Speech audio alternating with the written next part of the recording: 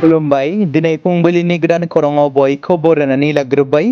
दासिमनि खौरांफोरा जाबाय गिबि खौराङाव दङ आथिखालाव बर' समाजाव मानसि गोमानाय हाबा जाखानाय गथ' गथाय गोनां फिसाय गोनांखा आइजोफोरा न'खर गारनानै बहाबा खारखुमालांनाय जाथायफोर जानाया दिनैनि दिनाव गोदान बाथ्रा नङा। बर' समाजाव सप्तासेनि गेजेरावनो गोबां खेब खोनानो मोनो।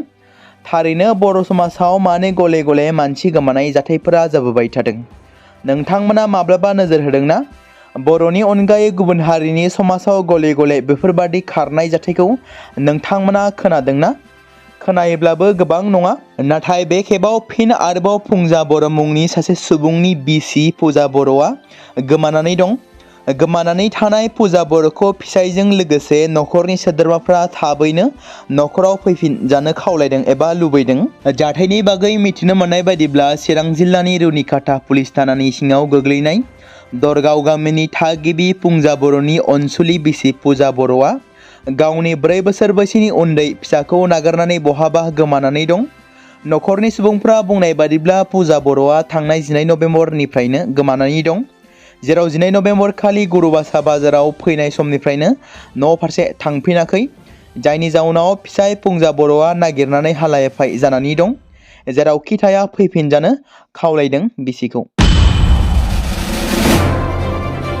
दुलाराय बर' फरायसाफोरनि बानजायनायाव खुंनाय हायुङारि थाखोनि सावरायमेल थामहिनबा नेशनेल लेभेल सेमिनारखौ मैया मानिजाथाव गान्धीयान आरो महर्षि बाल्मीकि संस्कृत विश्वविद्यालयनि बारग' लेङाइ गिसिया प्रफेसार रमेश चन्द्र भट्टाचार्यनि मासि लानानै दैदेननायाव मोनसे सानसेनि हाबाफारिजों गोदान दिल्लीनि कन्स्टिटिउशन क्लाबनि माबालांकार न'ब्लाङाव खुंनाय जालाङो। Amendment of Article 280 and the 6th Schedule to the Constitution as per the 125 Constitution Amendment Bill 2019 to improve the financial resources and administrative powers of 10th 6th Schedule Council of Northeast India and speedy implementation of Bodo Peace Accord signed on 27 January 2020 बे आयदानि हायुङारि थाखोनि सावरायमेलनि एड्रेसखौ होयो दुलाराय बर' फरायसाफोरनि मानव आफादगिरि दिपेन बर'आ। मख'नो गोनांदि गोदान दिल्लीया एबसुनि बानजायनायाव आर्टिकल 280 आरो 6थि फारिलाइ सोदांनायनि सायाव मोनसे हादोरनां सेमिनारखौ खुंनाया मैया मेहेरगोनाङै जालांदोंमोन। दुलाराय बर' फरायसाफोरनि बानजायनायावनो 125थि संबिजिरसारनाय बिल 2019 नि बादियै भारत संबिजिरनि आर्टिकल 280 आरो 6थि फारिलाइखौ सोदांनायनि सायाव मोनसे हादोरारि सेमिनारखौ कन्स्टिटिउशन क्लाब अफ इन्डिया गोदान दिल्लीयाव खुंफुंनाय जादों। बे सेमिनाराव सा-सानजा भारतनि मोन 6थि फारिलाइ ओनसोलफोरनि राङारि फुंखा खुंथायारि गोहोखौ गोख्रों खालामनायजों लोगोसे 27 जानुवारि 2020 आव मुंसाइ होनाय बर' गोजोन गोरोबथाखौ गोख्रै मावफुंनायनि सायाव नोजोर होना गुवारै सावरायनाय जालाङो। बे हाबाफारियावनो बाहागो लायो बिटिआरनि बारग' सिएम प्रमद बर'जों लोगोसे बारग' इएम रनजित बसुमतारी, एबसुनि आफादगिरि दिपेन बर' आरो लोगोसे गुबुन गुबुन बिबाननि बिबानगिरिफ्राबो बाहागो लादोंमोन। आसामनि मन्त्रि चरण बर' थामहिनबा रौता समस्तिनि देरहालांनाय एमसिएलए चरण बर'आ मैया बिश्वनाथ जिल्लायाव दावबायदों। लोगोसे बिश्वनाथ जिल्लानि मोनसे बिपिएफनि सुबुं गौमा हाबाफारियाव बाहागो लानानै चरण बर'आ बुंनाय बादिब्ला हाग्रामा महिलारि बिथांनि नाजानायाव बे दान मोनब्रैनि थाखाय बिटिसि ओनसोलनि जौगाथायनि थाखाय 1500 कोटि रां बिटिसि सोरखारा मोनगोन होननानै चरण बर'आ बुंथिदों। लोगोसे गहपुरनिफ्राय उदालगुरिसिम एएसटिसि बास खारहोनाय जागोन होननानै बिथां हान्थामेला मन्त्रि बिफाना खोथा होदों। थामहिनबा चरण बर' बिथाङा बुंथिदों। गिबि मन्त्रि आरो पुलिस बिथोनगिरिनि खावलायनायाव मैया बुहुमनां गथ'सा सान अल चिल्ड्रेन डे फालिनायाव थाखो 7नि फरायसा निबिर नेसन बरुवाया सानसेनि थाखाय बजालि पुलिसनि सुपारिनटेन्डेन्ट जादों। मख'नो गोनांदि निबिर नेसन बरुवाया बजालि जिल्ला पुलिस सुपारिनटेन्डेन्ट अफ बजालिनि मासियाव जिरायदों। पुलिसनि खसाब गानना एसपिनि मासियाव जिरायनानै मावख'नि पुलिस इन्सपेक्टरजों लोगोसे बयबो निबिर नेसन बरुवाखौ बरायनानै सिनायलायदों।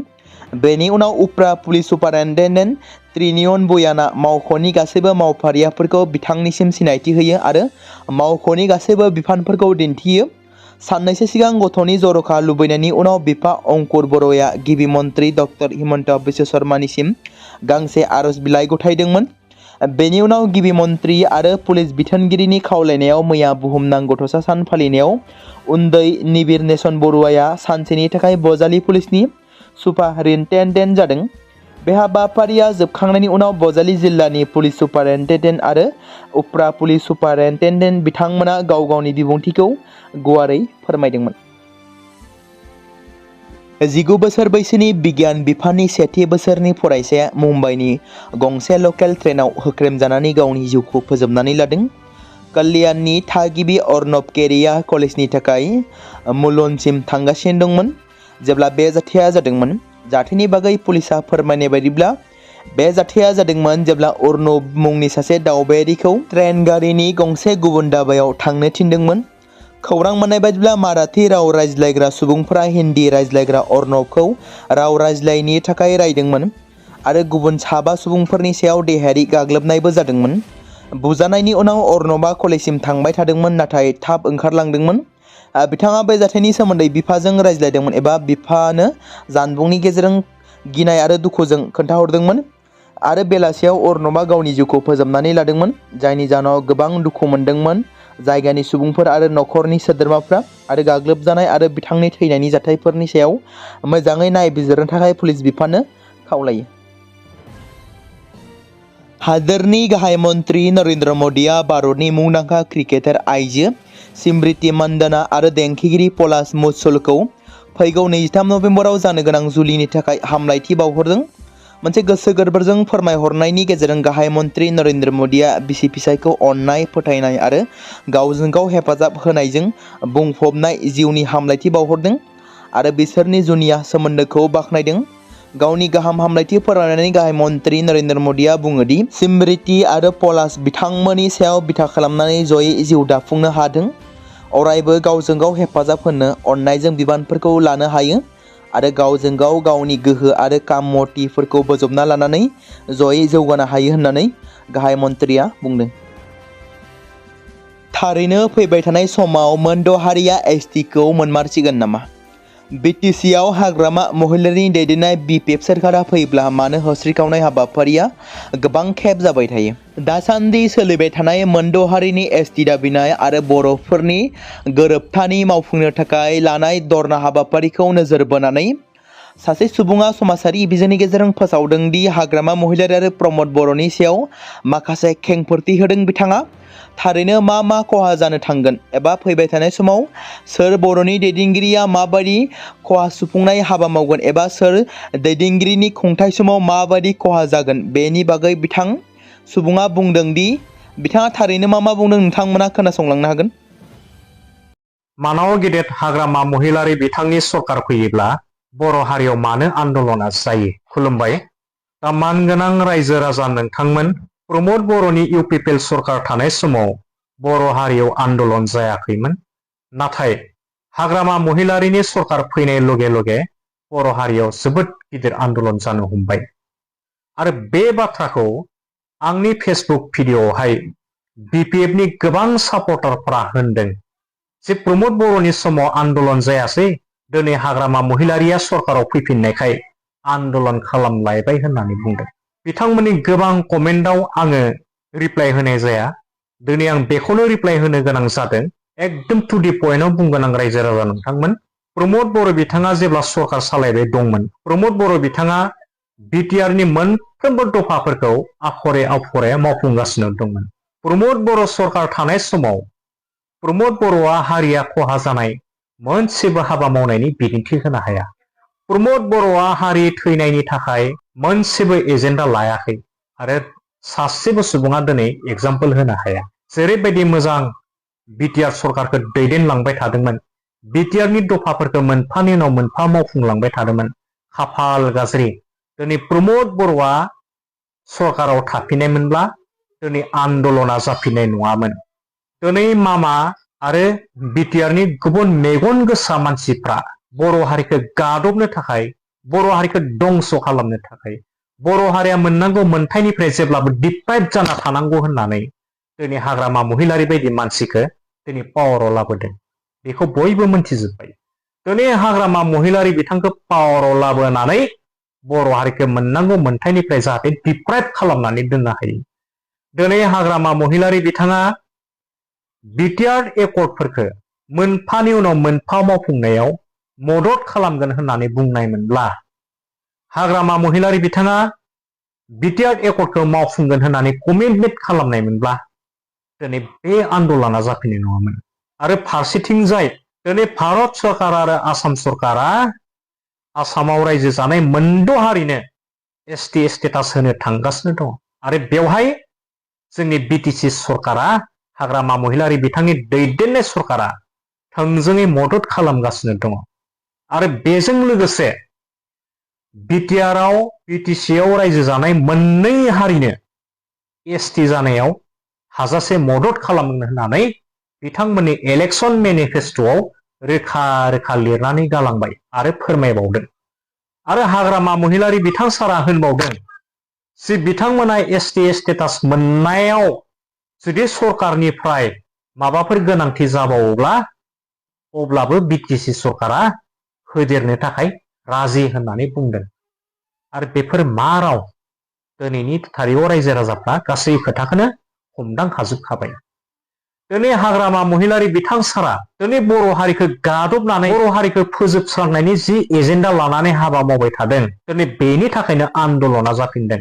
दिनै आसामाव मोन 14था जाति जनगोष्ठी आरो मोन 22था 26था संगठनफ्रा दिनै राजा लामायाव ओंखारनानै होस्रिखावदों, माने एसटि स्टेटास होनाङा होननानै, आरो दिल्लीयाव लांदों।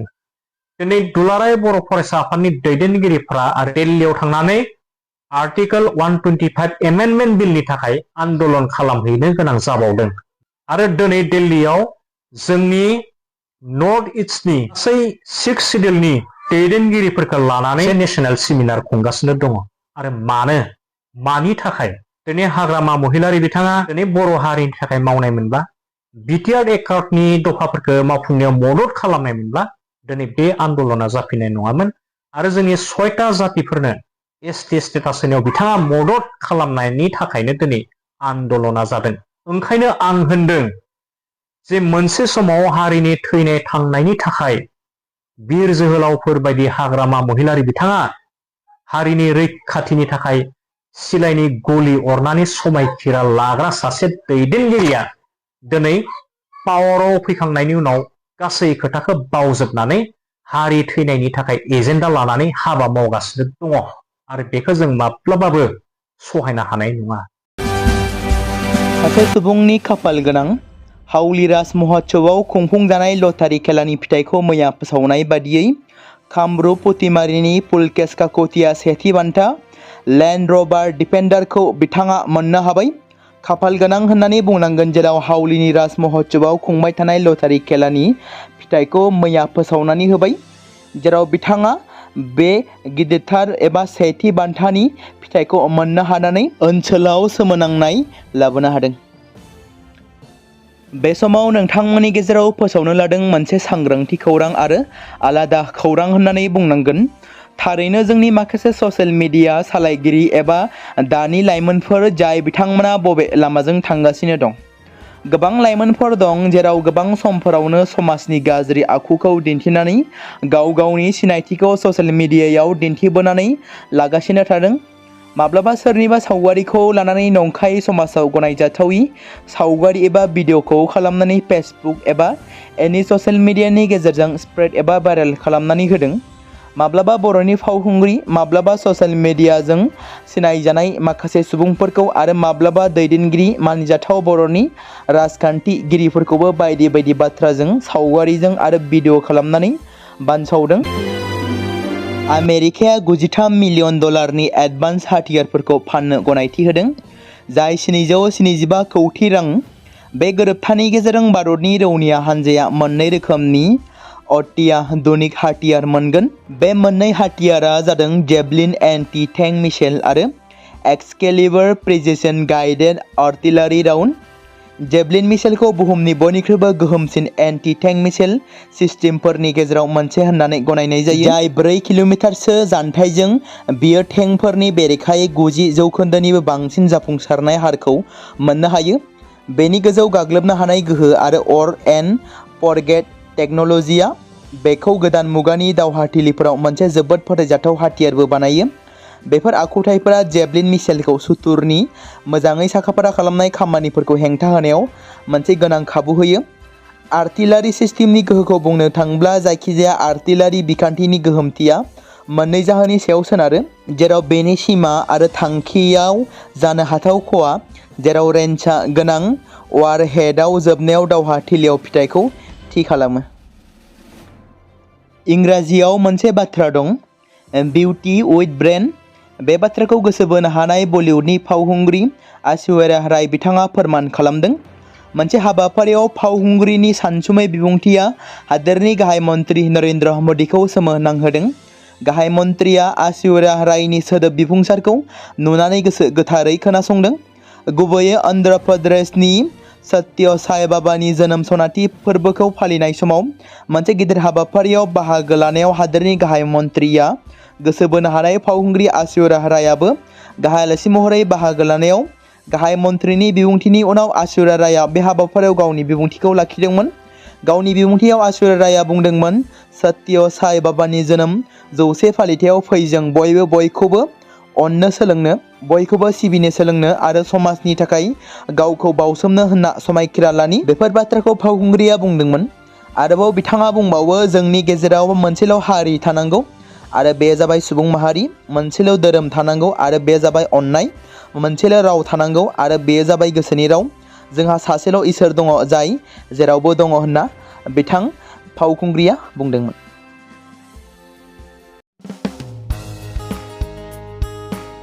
बे समाव मोनसे गोनां फोसावथाय बर' सावथुन नायनानै मोजां मोनग्रा गासै बर' रायजो राजाफोरनि गेजेराव लानानै फैदों।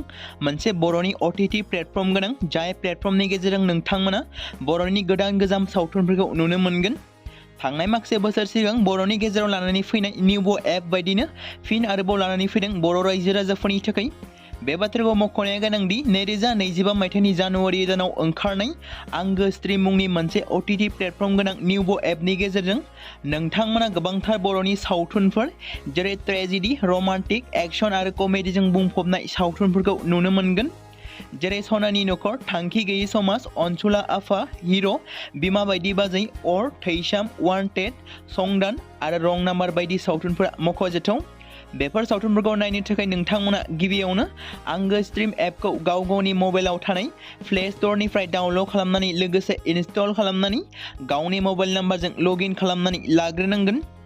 बेनि उनाव नोंथांमोना गोबांथार नुनो मोनै सावथुनफोरखौ गुगोल पे, फन पे आरो पेटिएमजों रं नाम्बार सावथुनखौ नायनो थाखाय 60 रां आरो संदान सावथुनखौ नायनो थाखाय 80 रां, वान्टेड सावथुनखौ नायनो थाखाय 60 रां, थैसाम सावथुनखौ नायनो थाखाय 60 रां, बेबादिनो गोबांथार नुनो मोनै सावथुनफोरखौ नायनो थाखाय सुबिदा खालामनानै होदों आंगो स्ट्रिम प्लेटफर्मा। फिन नोंथांमोननि गेजेराव फोरमायबावनो लादों, बर' सावथुन नायनानै मोजां मोनग्रा गासै बर' रायजो राजाफोरनि गेजेराव लानानै फैदों मोनसे बर'नि OTT प्लेटफर्म गोनां, जाय प्लेटफर्मनि गेजेरजों नोंथांमोना बर'नि नुनो मोनै सावथुनफोर जेराव गोजाम सावथुनफोरखौ नुनो मोनगोन।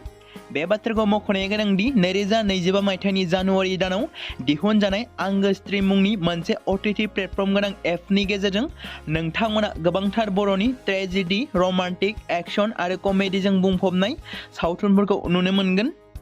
जेरै रं नाम्बार, संदान, वान्टेड, थैसाम, अर, बिमा बायदि बाजै, हिर', अनसुला आफा, थांखि गैयै समाज, सनानि नखर बायदि बायदि सावथुनफ्रा मख'जाथाव।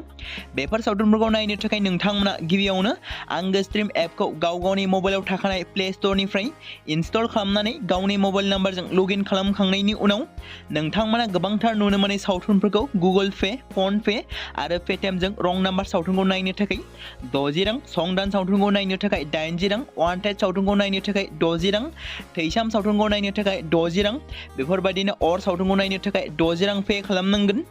बेबायदिनो गोबांथार नुनो मोनै बर' सावथुनफोरखौ नायनो थाखाय सुबिदा खालामनानै होदों आंगो स्ट्रिम प्लेटफर्मा।